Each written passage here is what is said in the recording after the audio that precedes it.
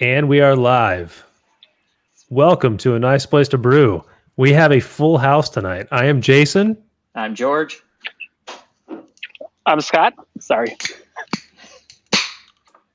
And joining us for the first time is writer and historian. Well, let me try that again. That was horrible.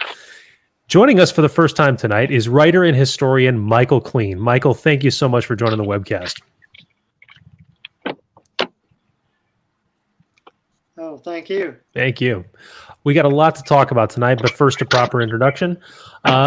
This is A Nice Place to Brew. Today is October 22nd. We do the webcast every Thursday here on the YouTube and Facebook channel. We're broadcast at 7 p.m. Eastern Time, 6 p.m. Central Time. Our website is www.aniceplacetobrew.com.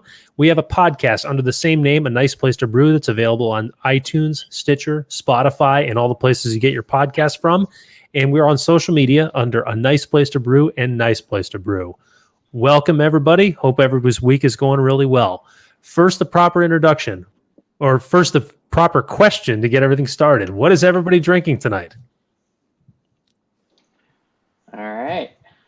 I have decided to, in the spirit of Halloween, drink the watermelon, and I already know it's pretty tasty, so we'll go from there. There it is. All right. Scott? I'm not drinking anything yet. I'm in a parking lot. You're in a parking lot. You're that would look a little odd. What is that on your shirt? Is that a brewery shirt? Oh, it's a Brew Strong. Yeah, the Jamil Zainasheff, John Palmer. That's awesome. Podcast. All right. Michael, do you have any beer nearby?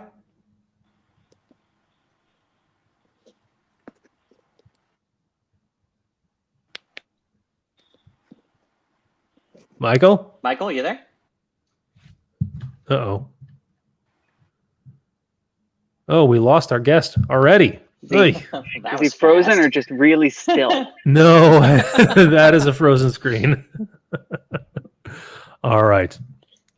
Well, I have what's turning out to be my last glass of this year's Marzen, the keg kicked. You're not even through October yet. I mean, just shaking your fist. 2020. what am I going to do? Listen, it had a good run. It's held up really well. And you know what? This just gets me back in the garage to make another batch. So I am totally fine with that. All right. Can I tell you a story? Oops, sorry. Go ahead, Scott. So the two beers that you sent me, Jason, one of them I got to try on the thing here. And then the second one, right, put it in my fridge so I would not touch it before we got together again. Right. And I'm thinking I need to get on there soon because it's an IPA. Right. Yeah. So, yeah. Long story short, my wife drank it on me. See, I brought in a couple of beers from the garage and I put them in the fridge and I told her, hey, I put one of the beers in the fridge for you tonight. And she said, oh, thanks. And then I put the kiss to sleep and I came back down. She's like, so what is this? Right. And she's holding the beer like, oh, no. That's Jason's beer. And she gave me the very last bit. And it was beer guns. So it was still very good. But I got that much of it. Oh, no. Did she enjoy it? Yeah. She enjoyed it a lot. I got a picture of her oops, with the beer bottle. I'll send it to you guys. Okay. So between my beer and the Malort, which I sent you a separate time, my beer was a little bit better. Oh, much better than the Malort. I mean, I know it's quite a comparison. My dad stopped. We live next door to each other, and my dad was talking to me one day, and he goes, "So what's that bottle that's in the fridge outside?" And I go, oh, that's Malort. He goes, what's that all about? I'm like, it's terrible. He goes, oh, okay, good. It's not just me because I tried it and it was absolutely terrible.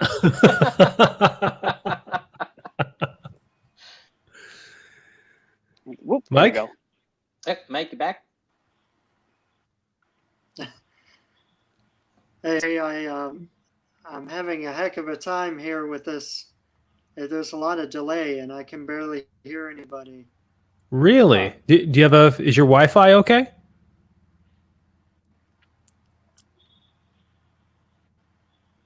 That might be the issue. I feel like we're on a satellite connection. Yeah. He's a satellite correspondent. He's coming in from Tel Aviv. Right.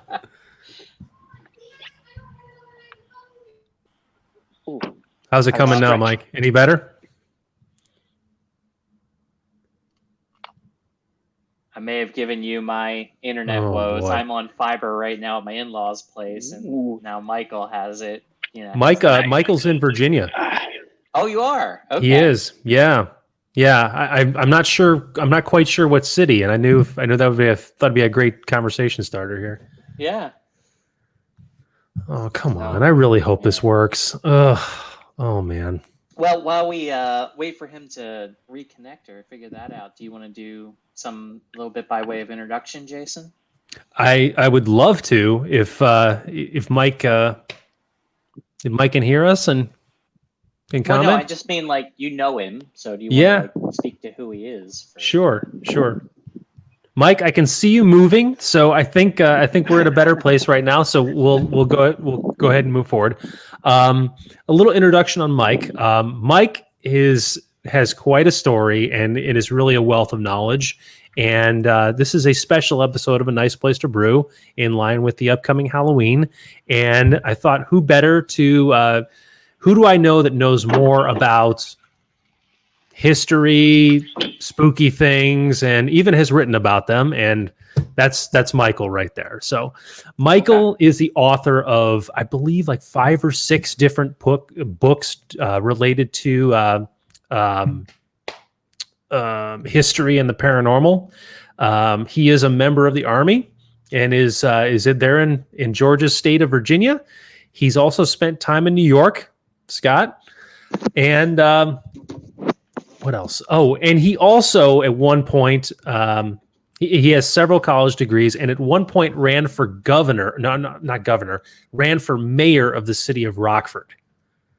Yeah. So he's really a very, very unique background, and he's got a lot of knowledge and I think this is a great platform to kind of ask questions about some of those things. Wow, 7 books. You're off. 7. Okay. Missed one. Yeah. He does have a new release. It's an updated release from an old book. The title of the book is Tales of Coles County, Illinois, which was released earlier this month. Coles County is where Eastern Illinois University is, and there's a couple famous stories in that book, one of which involves a haunted dormitory. Okay. You know, my wife went to GW, and there was one dormitory that I believe was in a similar fashion, because the dormitory was a converted mental hospital.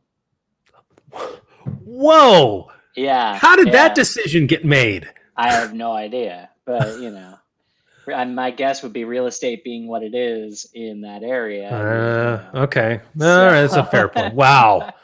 Even so, though. Wow. What a direction. Yeah. But yeah, so there was definitely some weirdness going on there. I totally get that. Any stories that floated around? I'm sure there is. I'm not sure. I don't know anyone. None of them offhand. Okay. Yeah. Okay. I didn't notice this before. There's like a Doc Brown style mad scientist on the back of this this beer can. I like it. What a melon? That's what it is? What a melon. What a melon. Okay. So how has everybody's week been? Good. Yeah? Yeah. Good. I'm getting stuff done. I plan on coming back with a bunch of I'm going to try to see what local stuff I can find down in Florida to be able to talk about on the show. Okay. Can you get Cigar City when you're down there? Oh, yeah. Yeah? Okay. Oh, yeah. Cigar City's everywhere. In fact, that was the brown ale I had a couple episodes ago. You can find it up in Virginia too. Is it out your way? Yeah. No, I thought for some reason Cigar City was exclusively Florida. No, I think it's got like East Coast. East Coast. Okay. Okay, so. got it. All right. Michael's back. Okay. There he is. Hey, Michael. Hello, Mike. It's working on my phone, so okay. I've been there. Yeah. He has. What city in Virginia are you in? I'm in Woodbridge right now, which probably no one has ever heard of. George has. Yeah. Yeah, I live just outside of Fredericksburg. So I am, I'm way out in the sticks. Huh. Technology seems to be working. We're doing good. Yeah, doing all right. So, Mike, do you have a beer nearby? I do not, unfortunately. Okay. All good. Tomorrow. What's that? I have to work tomorrow. And you are a member of the Army, correct? Well, I was. Now I just kind of work for the DOD. Okay. Got it. And you have a new book, or I should say an updated book that just came out. I teased a second ago before you came back. Tales of Coles County. This is an updated edition, correct? Yes. I have it right here. All right. Coles County. All right. Now that's county in Illinois, not Virginia. Right. And as I mentioned a second ago, Coles County is where Eastern Illinois University is. Yes. And also is the home to many different stories. And I'd love to plug into that here on the webcast. But one of those involves a haunted dormitory, which we talked about on Sunday. Is that right? Yeah. It's probably one of the most famous, if not the most famous ghost story to come out of Coles County. It's one of the most famous in Illinois. It takes place at Pemberton Hall at Eastern Illinois University, and it's the oldest all-female dormitory in the state of Illinois. It was built in, I believe, 1905, 1906, something around there, and the first dorm mother was known as Mary Hawkins. She was from England, and historically, she was very well liked. But unfortunately, she had to stop working there because she was suffering from late-term syphilis. And she was committed to a mental hospital in 1918 and died pretty much around Halloween, actually. So since then, the girls living in the dorm believe that her ghost has haunted the dorm. In one version of the story, she kind of looks after them as like a protective spirit. And then there's another version of the story that's a little bit more sinister that borrows from folklore. And it's where a girl is living in the dorm over break. Some say spring break, some winter break. And Mary is there, and she's supposed to look after this girl. Well, there was a deranged janitor.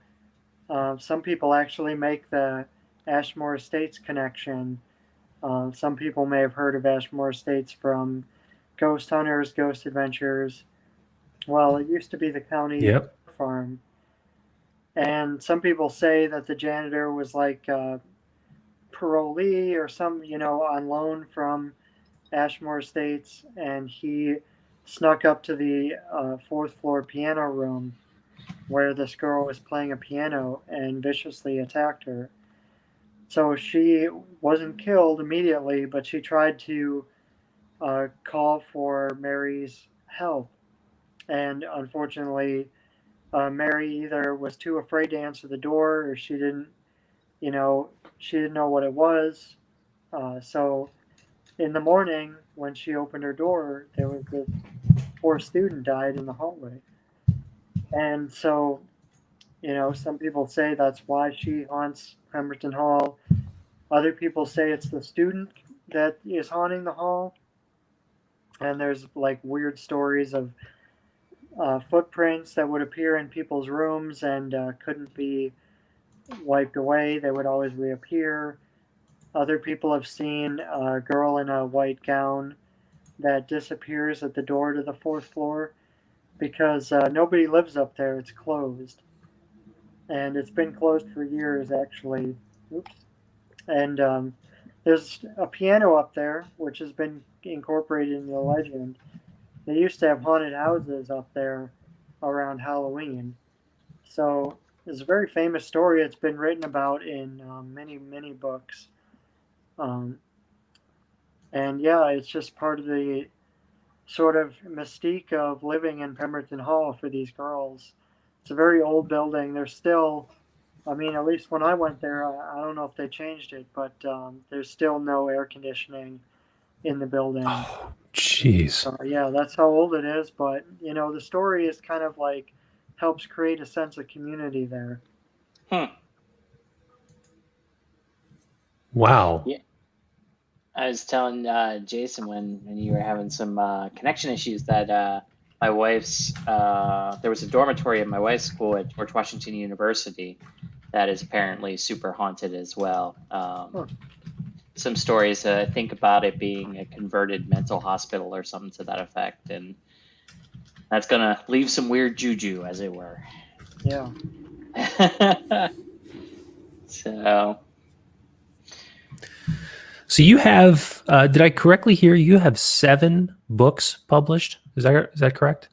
I'm not sure exactly, you know, what the number is right now, but it's somewhere up there. Oh my gosh, that's so impressive. And well, just whoever's cyber stalking you on Wikipedia seems to think it's set, and that's that information. Well, that might, you know, I teased Mike about that because I was on a video call with him this past Sunday, and I made mention of that I saw him on Wikipedia and referring to his recent book Tales of Coles County. If you look up Coles County on Wikipedia, there's a whole subsection right there, and it's all info about Michael Klein's work, which I thought was very cool. That's very cool. Hasn't been updated in a while. My most recent book prior to this one was called Witchcraft in Illinois, and it's done very well. Nice. I did actually see the same company published a book on witchcraft in Virginia, which I haven't read yet, but it looks really interesting. When you do a book like this, are you going more from like the folklore perspective or like a historical, biographical type perspective? A little bit of both. Okay. This book, The Tales of Coles County, is a little bit of a mixture of history and fiction, historical fiction. It's divided into 3 parts. So the first part are the historical fiction stories that take place during certain interesting events in Coles County history. One is the Charleston riot, which occurred in 1864. Was actually a fight between Union soldiers on home from leave and local people that were opposed to the war. And there's a story about a battle with Indians that occurred in 1818.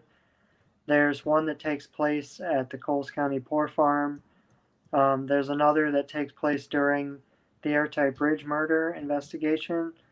And there's a new one that takes place during the Blair Hall fire in 2004, which I actually was there for. And then the second book is all the ghost stories and all the legends and lore and stuff like that. And then the third part is I call hidden history. It's a lot of true crime, unsolved murders, natural disasters, tragic accidents, things of that nature, ghost towns. You know, that's all pretty solid history. Okay.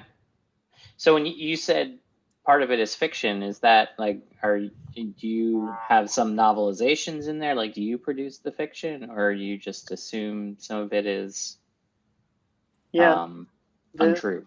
The first 5 stories are fictionalized, I should say, accounts of these events. So, okay. Charleston Riot is a fictionalized version of my best estimate of what happened based on like depositions and newspaper reports and stuff like that. Some of it is, more fiction than others. The Coles County Poor Farm story is probably about 90% fiction. Only the setting is real. So it's just sort of like a mixed bag. Sounds like you remember, like, I guess I can't call it the old.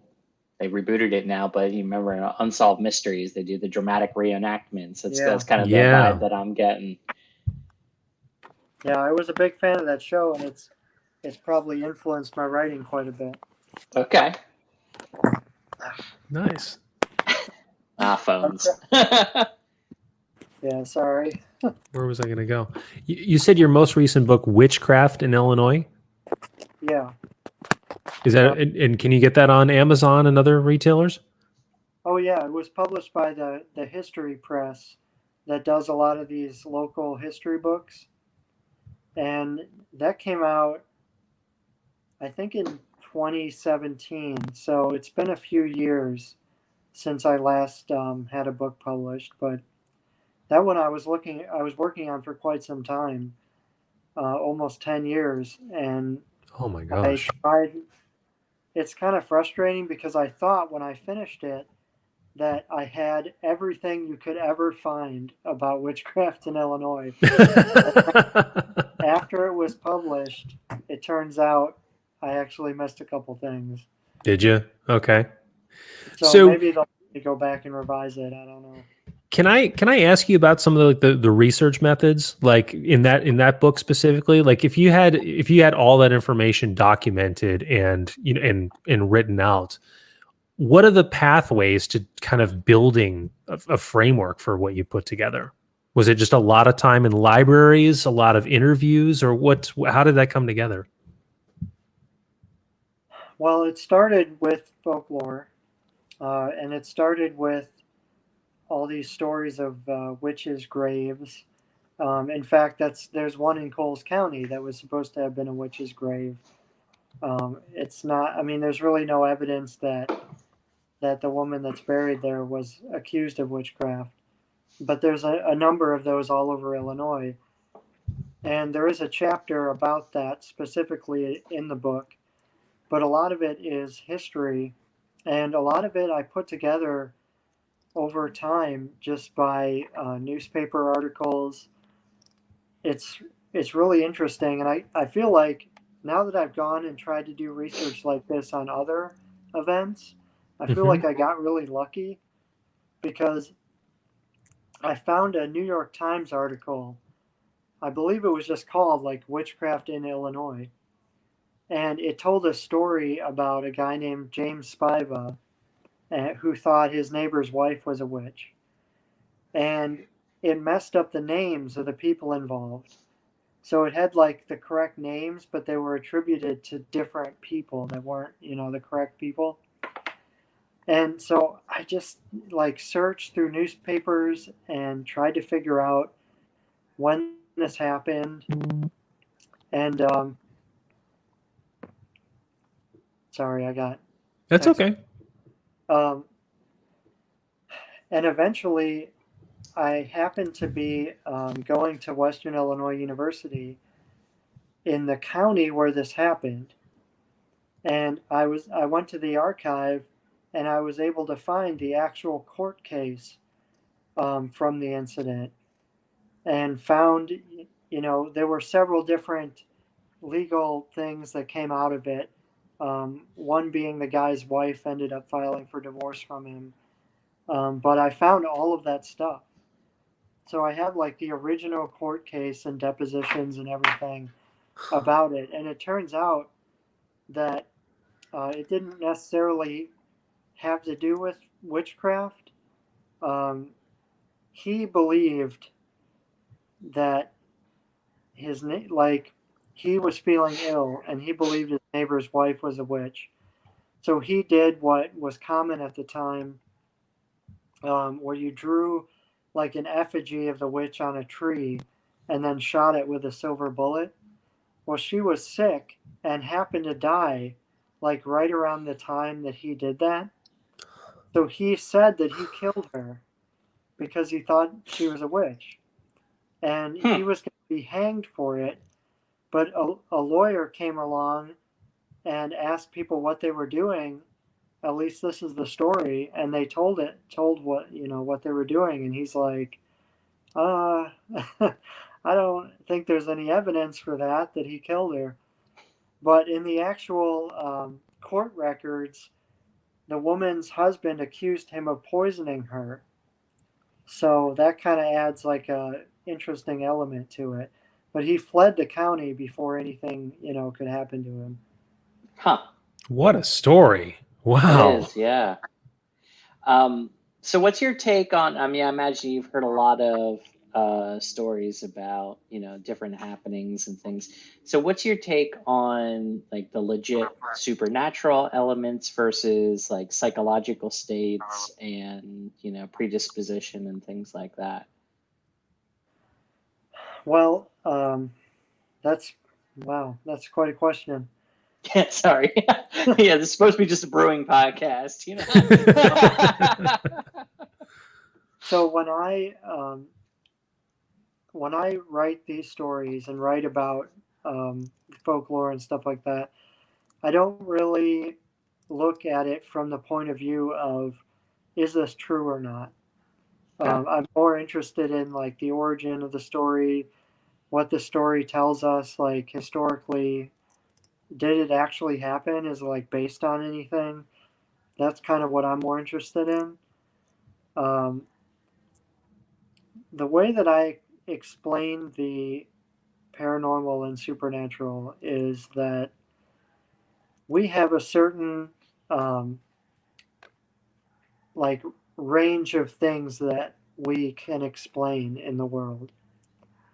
And it doesn't mean that those things that are outside of that range will never be explained. But it means that there are things that happen in the world that we just don't fit in, right? Like, I'm trying to think of somebody, if somebody like hears footsteps in their house and they're the only one home, there's no explanation for that as far as we know. That doesn't mean that it's like the actual ghost of a dead person that's walking around. We call that a ghost, but who knows what it is? Maybe in 200 years, people will understand like, oh, that's whatever, X, Y, and Z, and it won't be a big deal. But that's what I think most supernatural events are. It's just things that we kind of like can't explain yet, and we just lump it all in together, and call it ghosts. I'm always, whenever I think about stuff like that, I'm always reminded of Hamlet and the line, "There's more things in heaven and earth than are dreamt of in your philosophy." It's all kinds of things that we just don't understand right now. So, yeah, I get that. Well, I'm just dwelling on that comment, that quote that you just gave. That's a good one. It was wrong, actually, now that I think about it. It's more things, Horatio, than are dreamt of. More things, Horatio, in heaven and earth than are dreamt of in your philosophy. Yeah, sorry. Ooh. Shakespeare nerd. So I'm not smart enough for Shakespeare. I'm not proud of it. I'm really not, but I don't have the brain for it. No, I get it, man. It's a whole other language you have to learn. Oh, yeah. It is, you get used to it after a while, but it is a pain. Yeah. So let's see. I'm saving one question for later on, but okay. Well, if we Mike, want to, oh, go ahead. Mike, you're originally from Illinois, and you've moved around since over the last really decade. Is that right? Yeah, I've lived a lot of different places. Yeah, New York was one of them, correct?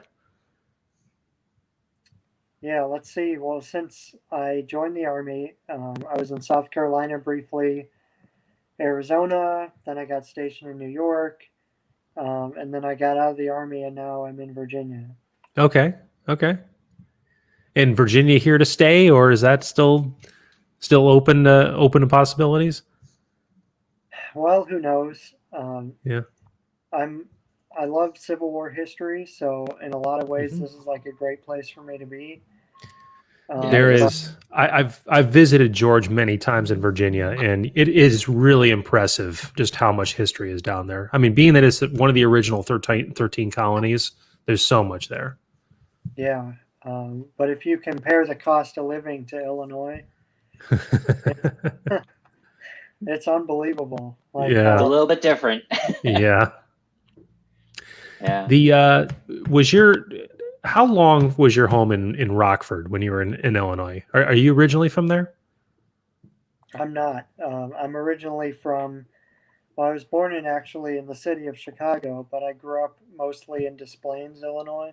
Oh, okay. All right. By the O'Hare Airport. Yeah. And I lived in Rockford for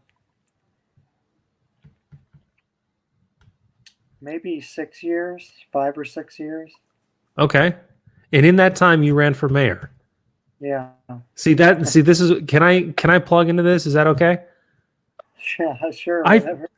I find that so cool. I really do. That that's part of what you've done is you ran for mayor of Rockford. Well, somebody had to fall on the barbed wire, and well, again, going back to your Wikipedia stalker, you got an impressive amount of the vote considering you were a first-time candidate.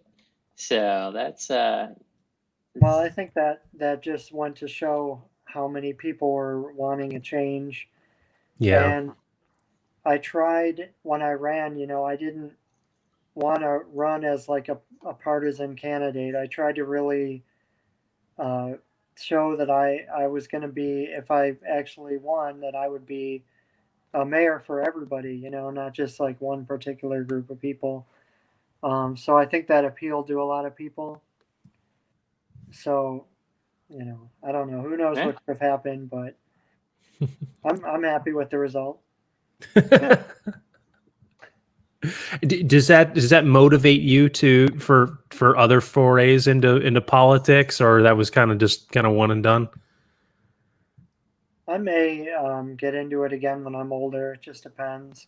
Yeah. Because as we're witnessing right now politically, like, it's hard to get decent people to run because it's so negative, and like, no matter what it is in your past, the slightest thing, like, people will drag it out and lie about you. And who would want to do, put their family through that, or who would want to do that? It's like, yeah. I think that's I think that's a very refreshingly honest comment, and I think that really carries a lot. You're right. There is a huge toll that carries with just being in the public eye to any degree, and politics is a prime example of that. Yeah, it's really amazing to me that there's so many people out there. I don't really follow like celebrities or anything like that, but there's people who make their whole careers just like criticizing, musicians, and just like posting embarrassing things on TMZ and stuff like that. Yeah. It's really unfortunate. Yeah. There's and I'm not pointing fingers at any field or any individuals, but there's people that have blogs about that, and they make a lot of money just keeping those up to date and doing just what you're talking about, celebrity gossip, and even on another frame, it is political gossip, and Yeah, it's a lot. It just creates a lot of noise. A lot of noise. See, though, with your past, I feel like you could lean into it a little bit. You could say, look, I've written 7 books on it. I am going to run on a campaign of let's get rid of these hauntings, have the Ghostbusters theme be your campaign song, and just lean into it. Actually, when I was running, there's a satirical blog about Rockford, and they did Photoshop me into like a Ghostbusters poster. That's awesome. Nice. Yeah. So we're still in 2020, and I want to ask a 2020 specific question for you, Mike, but just some background.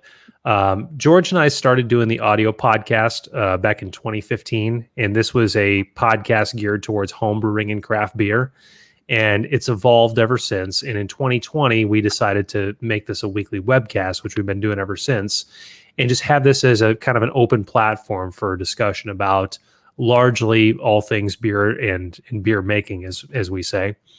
So that's one of the things that George and I have kind of stayed occupied with throughout 2020 and the challenges that's been brought on.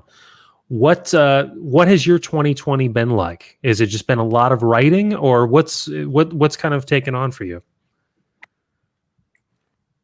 This has probably been the worst year in my entire life.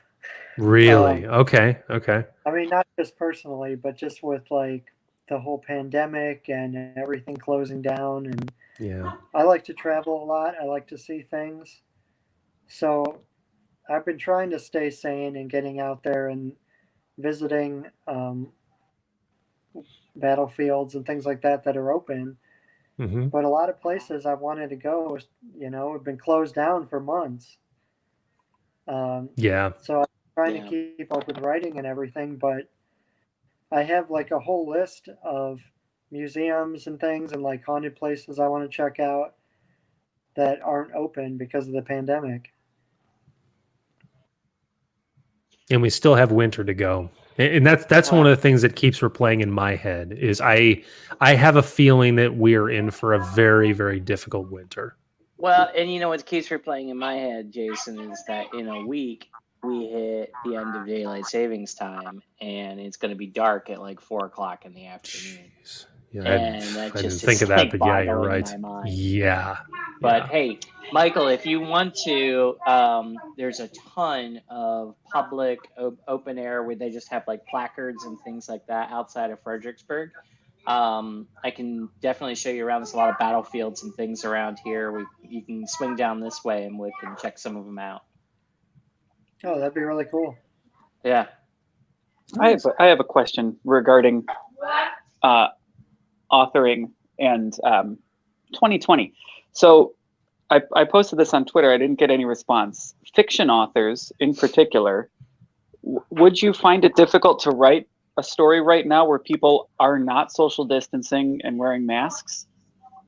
Like when I watch TV, for example, if I'm watching a TV show that was made last year and I watch, or even like The Office, Jim gets really close to somebody, you're like, ooh, no, not in The Office. You can't do that.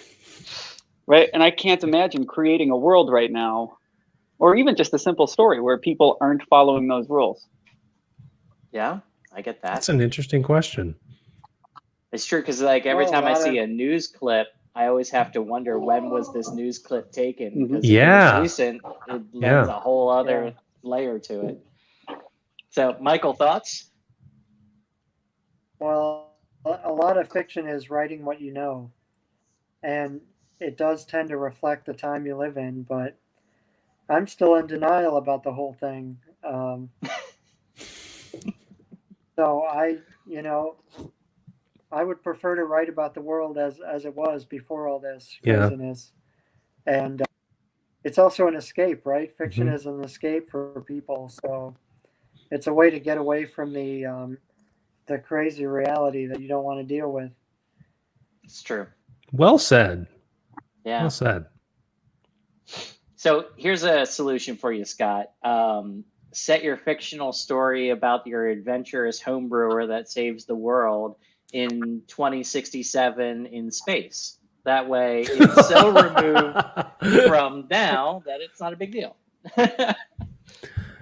Perfect. There's a lot going on there.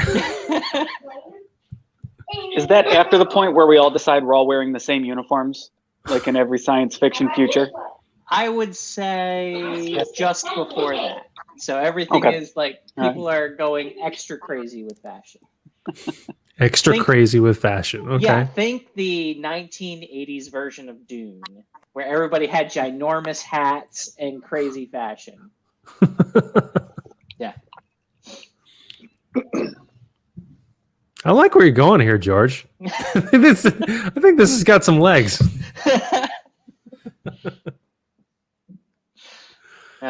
But speaking of having legs, I'm out of. Yes. Go ahead. Get another one.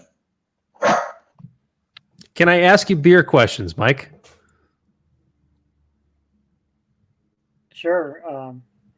I'll try to answer, but I don't drink very much. No, okay. That's where I was gonna go. Yeah. Do you have a type of beer or a brand of beer that you particularly enjoy? You guys. And if you say not really, that's totally fair. We won't press on. No, I'm more of a basic, Miller Lite or. Okay. What was it that I really? Labatt Blue Light is what I really got into in New York. Okay. All right. Mm-hmm. It's a Canadian beer. It's like water right here. Yeah, it's kind of like Miller Lite, but I feel like it tastes a lot better. Agreed. Which part of New York were you in? Commenting on the ubiquitous. I was up at Fort Drum by Watertown. Is that up by you, Scott? No. It's about 5 hours away from me. 5 hours. Okay. All right. Do you have Buffalo? Yes. Okay. Yep, just south of Buffalo, about 10 minutes south.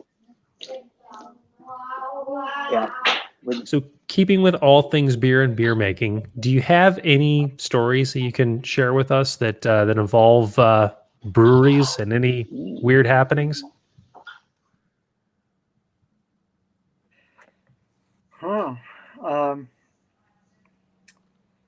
I know strange things tend to happen when people have had one too many beverages, but there's probably legit stories that are probably mixed in with those.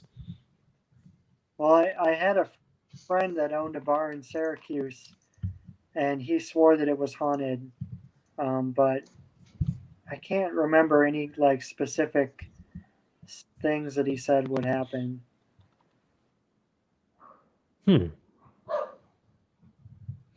So in preparation of this, I did find one story of a brewery in Savannah, Georgia. Oh, okay. That is a part of the Savannah Ghost Tours. And there is a bunch of stories of hauntings at the Moon River Brewing Company in Savannah, Georgia. Mm-hmm.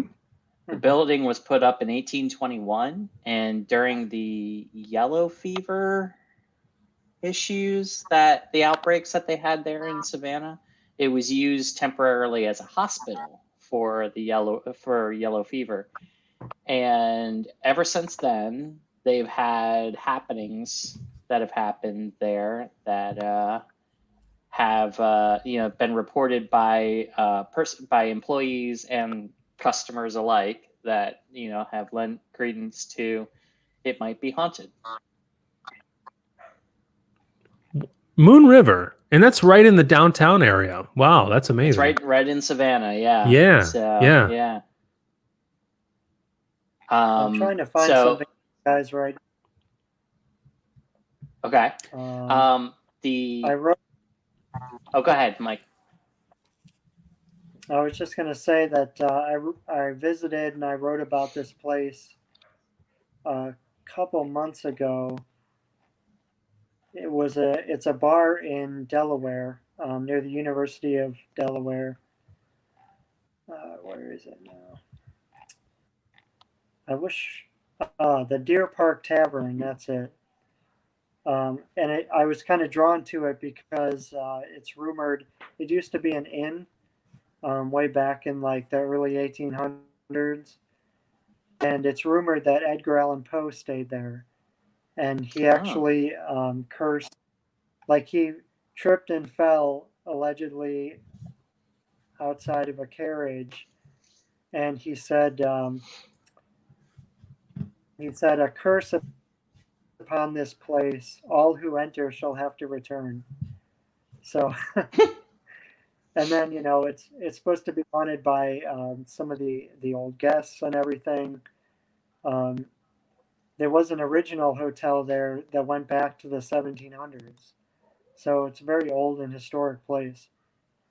In what state? Delaware. Delaware. Oh, wow. In Delaware. Yeah, because Edgar Allan Poe That's one of the frequented Maryland, Delaware, and Virginia. He was a big. There's the Edgar Allan Poe Museum is actually in Richmond. Yep. Yeah. I remember it well. Oh, that's right. You. Yeah. Yeah, it was a good time. Yeah. Yeah. Yeah. I remember they also too. have Baltimore. That's Baltimore, right, they do yeah. have one in Baltimore, yeah. Yeah.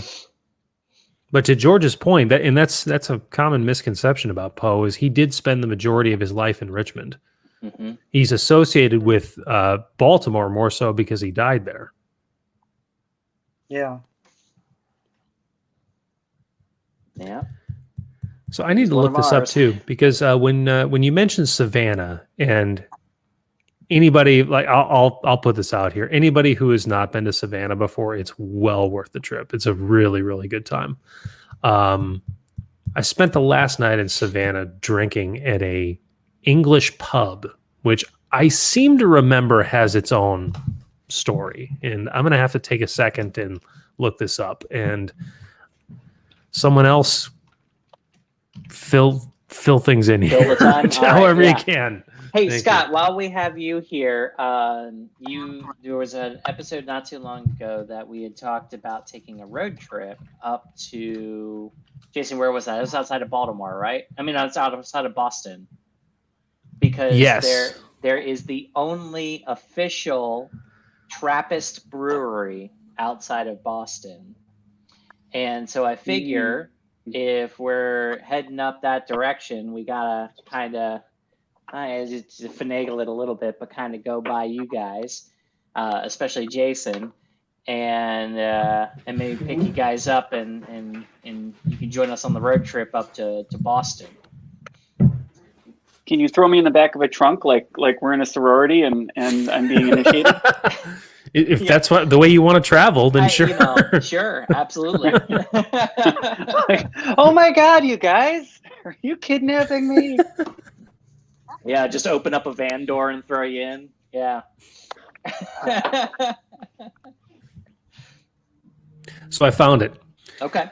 Savannah is home to the Sixpence Pub, located in downtown.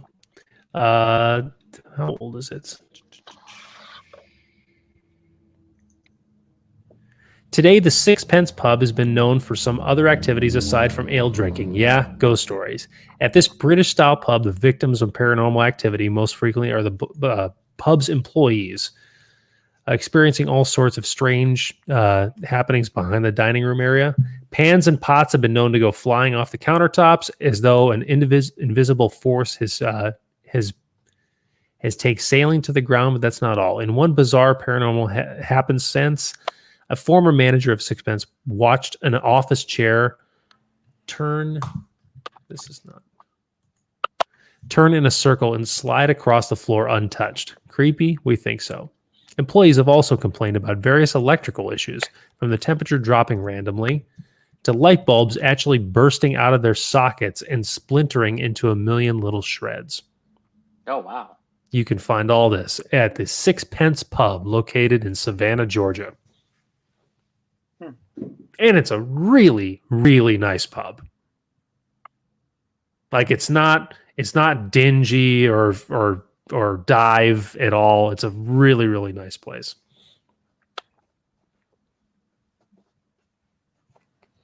So, Michael, there's actually one in Virginia, a supposedly haunted brewery called Ouzel French Craft Brewery in Fort Monroe, Virginia, which I'm not entirely sure where Fort Monroe is.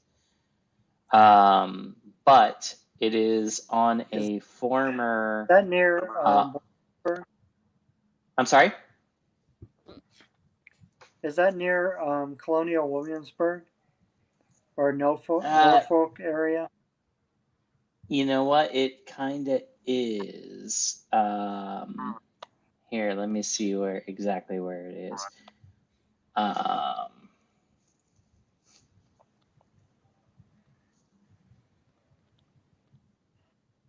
Yeah, down near Newport News, Norfolk area.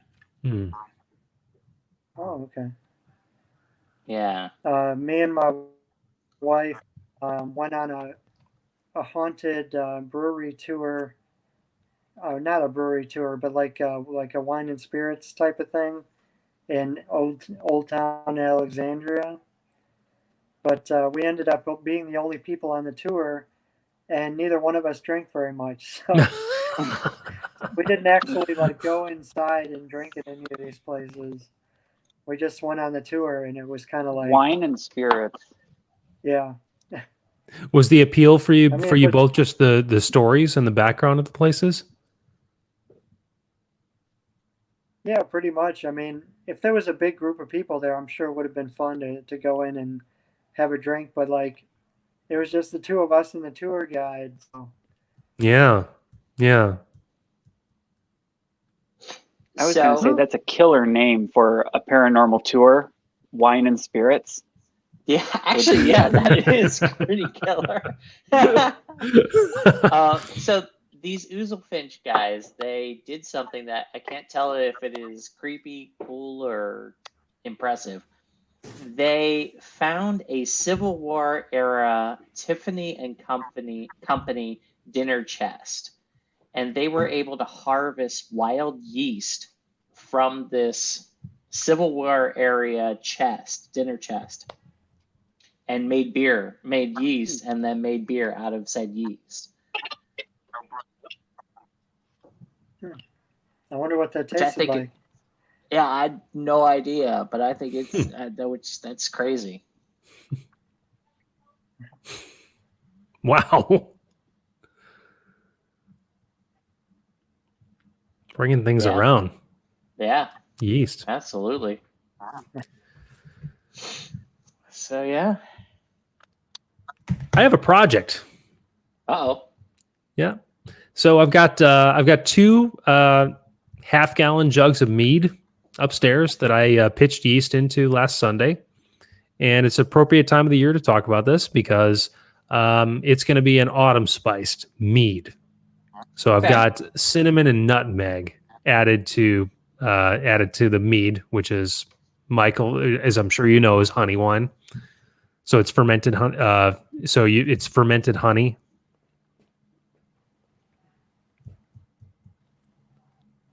Did I lose you? Uh-oh. No, they're starting having like a delay again. Oh, okay. So I'm using I did not know this, George. Y yeast makes cider and mead yeast, which I've never used before. Yeah, and thanks to our good friend Paulie over at what is that place called? Oh yeah, the world famous Brew and Grow in Bolingbrook, Illinois, who clued me into that, and I did buy a pack of the sweet mead variety. There's a dry mead version too, and I had enough yeast to ferment up to 5 gallons. Well, I'm only making 1 gallon, so I should have more than enough yeast for this whole mead batch to light up. You didn't pitch the whole amount, did you? I did. Oh, jeez. I did. Well, and hold on, and I'm glad I did because I'll tell you, I've never seen a fermentation take off this slowly before. Really? And I'm a little puzzled as to why that is because I'm on day 5 now since I pitched, and it's still just yeast? I'd have to look. I don't think so. July, I think. Well, July. I mean, that's not too bad actually. Though. Yeah. Be fine. Yeah. Especially if you're doing a 1/5 pitch, basically. Yeah. Yeah. So we can get Mike back here. Lost Mike. Yeah. Oh, now we have 2 mics. Okay. Yeah. All right. I thought we had Paulie Are you there back? for a second. Mike? Yeah, I got booted out. Oh, okay. No worries. Hello? We can hear you. All good. Yeah. So, how long does it take? Give me if I get ferment. We lost you there. Part of that. How long does it take to? What was the rest of it? How long does it take for mead to ferment? Is that the right word? Yes, yeah. So it should ferment down within, I would say, 5 to 10 days, depending on how aggressive the fermentation is.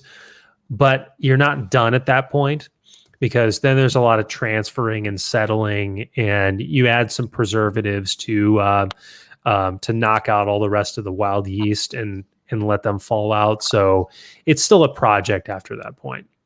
So you can probably, I mean, from your brew day to first taste, George, you can step in and tell me if you disagree, but I think you could pretty safely have a good, healthy taste probably 5 to 6 weeks in. Yeah, I think that's probably pretty fair. Yeah. The thing with mead, Michael, is that, when it's first done, it's not going to be at its best. Mead is one of those things that likes to rest. And so there are people, a lot of times the suggestion is throw it in your closet, put a reminder on your calendar for a year later and forget about it, and come back to it then. Well said. Yeah. And that's probably exactly what I'm going to do with this one, because these are very, very autumn flavors, and this is prime time right now. So if I end up transferring these into secondary growlers and I don't see them for a year, I think that's going to be a pretty solid autumn mead a year from now. Yeah, should be. Yeah. George, any projects? I'm putting the final touches on my recipe and ordering that so I can pick it up on my way back through Richmond. Okay. And that's going to be my project for November is to brew that. And I think it'll be it's the same project I've talked about. If this is the first time people, tuning in, it's the chocolate banana stout project. And so then I'm kind of looking forward and saying, what else do I want to do? I am really excited for this one in particular, because not only do I get to try this, which I have no idea if it's going to work, but also it's the first time that I'm going to try some new starter methods, as well as be the first time I'm going to be able to try out my Play-Doh airlock and see how that works. Not to mention your Play-Doh keg weighing device. My Play-Doh keg weighing. Well, I've already tried that. That's already in play. So, but no, my Play-Doh airlock. I'm excited to try that, and we'll see how it works. That's awesome. So, yeah. My next beer is going to be my Big and Dark. Okay. Yeah. And I still don't even have a recipe for it. Scott, what's your next project? It's just an IPA, New England. It's bubbling away currently, and I've got another run of rum that is being crafted somewhere. Okay. And I want to see if I can try my hand at a whiskey. Nice. Okay. Next. So is there some hand sanitizer coming my way? Some hand sanitizer? Yeah. You really don't want any of the stuff I've made so far. Are you in search of a barrel? No, I'm just going to use some chips or some spirals. Okay. Yeah, that'll do it. Yeah. That question just keeps coming up around my homebrewer friends. Is everyone wants a barrel? Oh, Yeah. Yeah. I want convenience is what I want. I hear you. I support that. Well, and the nice part about what you're doing, Scott, is you could use your spirals and be able to oak your rum or whiskey or whatnot, and then take said spiral and faux barrel age a beer if you want to. Yep. Yeah. It's very exciting. Have some wine and spirits, as we said. Wine. And I think that line has some potential. I think that has some legs. Yeah, I'd be surprised if that's not a thing already. Yeah, like I think collectively the four of us need to put something together. Yeah, definitely. Yeah. All right, let's start kicking it around. All right, boys, shall we round up? Sure. All right, Michael, thank you so much for joining us. Do you want to give out a website and social media links? Yeah, sure. Well, thank you guys for having me on. First of all the information, a book, all my posts and everything, it's on my website, michaelkleen.com. That's Kleen. But if you just Google Tales of Coles County, there it is again. It'll come up on Amazon, barnesnoble.com, all those places. Tales of Coles County, Illinois. Yeah. Thank you so much, Mike. Great talking with you. Thank you. I get it. Yeah, it was nice. Thank you. Have a good one. Absolutely. You too. You too. All right, everybody. Thank you for tuning in. We will be back here on the webcast next Thursday at 6 p.m. Eastern Time, 6 p.m. Central Time. Our website is www.aniceplacetobrew.com.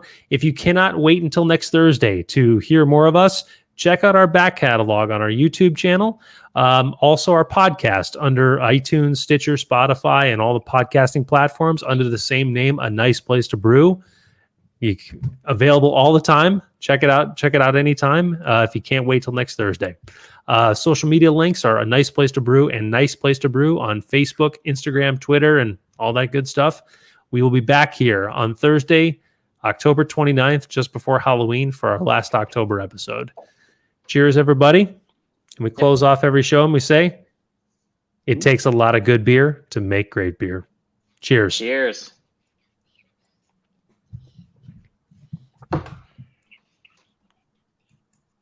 It was nice talking to you, gentlemen.